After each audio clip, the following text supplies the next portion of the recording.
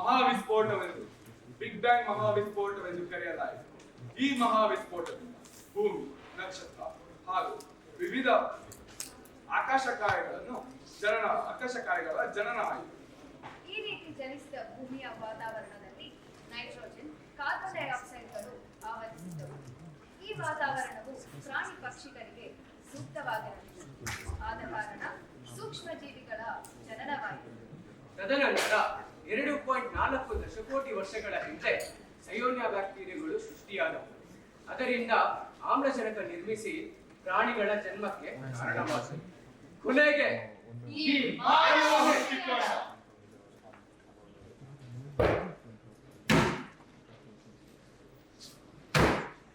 ಮಾನವ ಮಾನವ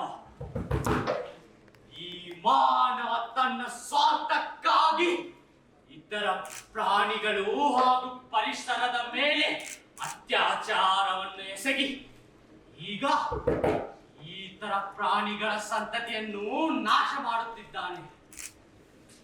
ತದನಂತರ ಅವನ ಅವನತಿಗೆ ಅವನೇ ನಾಂದಿ ಆಡುತ್ತಿದ್ದಾನೆ. ಈ ಮಾನವ ತನ್ನ ಸ್ವಂತಿಕೆಗಾಗಿ ಇಡೀ ಜಗತ್ತಿನನ್ನು ಅವನತಿಯತ್ತ ದೂಡುತ್ತಿದ್ದಾನೆ.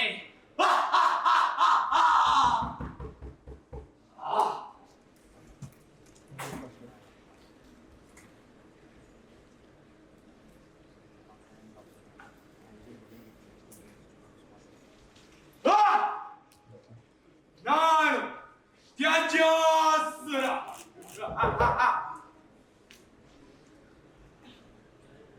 ಈ ಮಾನವ ಜಾತಿ ಎಲ್ಲೆಂದರಲ್ಲಿ ಕಸ ಚೆಲ್ಲಿದುದರ ಪರಿಣಾಮವಾಗಿ ನನ್ನ ಜನನವಾಗಿದೆ. ಈ ಹುಳು ಮಾನವನಿಗೆ ವಿವಿಧ ರೋಗಗಳನ್ನು ಹರಡುವುದರ ಮೂಲಕ ಅವನ ಪೀಳಿಗೆಯನ್ನು ಅವನ ನಾಶದತ್ತ ದೂಡುತ್ತಿದ್ದೇನೆ.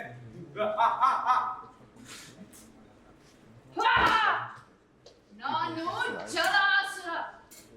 ಈ ಮಾನವನು ಎಲ್ಲಂದರಲ್ಲಿ ಕಾರ್ಖಾನೆಗಳನ್ನು ನಿರ್ಮಿಸಿ ಅದರಿಂದ ಬರುವ ಕುಲಷಿತ ನೀರನ್ನು ನದಿಯ ದಂಡೆಗಳಲ್ಲಿ ಕಲ್ಲಿತ್ತಿದ್ದಾನೆ, ಹರಡುತ್ತಿದ್ದಾನೆ. ಆ ನೀರಿನಿಂದ ನನ್ನ ಜನನವಾಗಿದೆ. ನಾನು ಡಯೇರಿಯಾ, ಕಾಲರಾ ಇಂತಹ ರೋಗಗಳನ್ನು ಹರಡಿ ಈ ಮನುಕುಲದ ನಾಶಕ್ಕೆ ಕಾರಣರಾಗುತ್ತೇನೆ.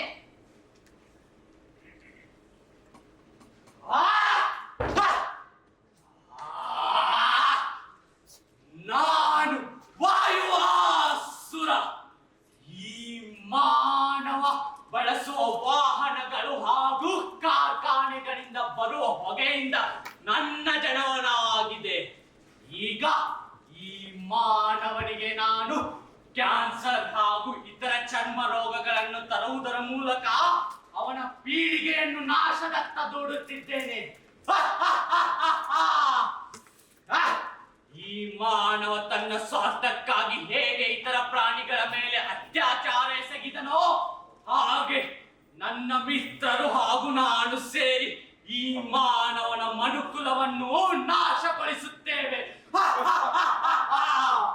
ಎಲೆ ಮಿತ್ರರೇ, ಬನ್ನಿ ಹೊರಡುವ. ಈ ಮಾನವನ ಮನುಕುಲವನ್ನು ನಾಶ ಮಾಡುವ, ಇಡೀ ಜಗತ್ತಿನ ಅಂತ್ಯಕ್ಕೆ ನಾಂದಿ ಹಾಡುವ.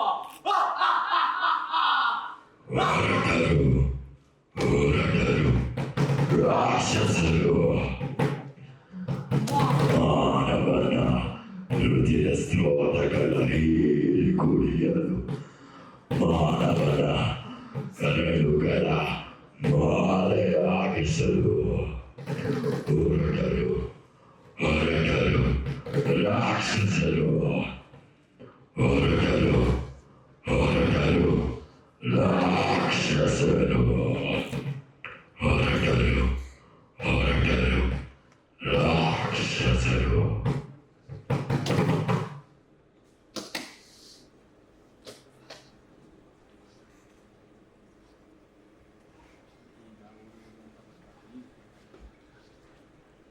ಸುಮಾರು 25 ವರ್ಷಗಳ ನಂತರ 2050 ಫಾಲ್ಗುಣ ಮಾಸ.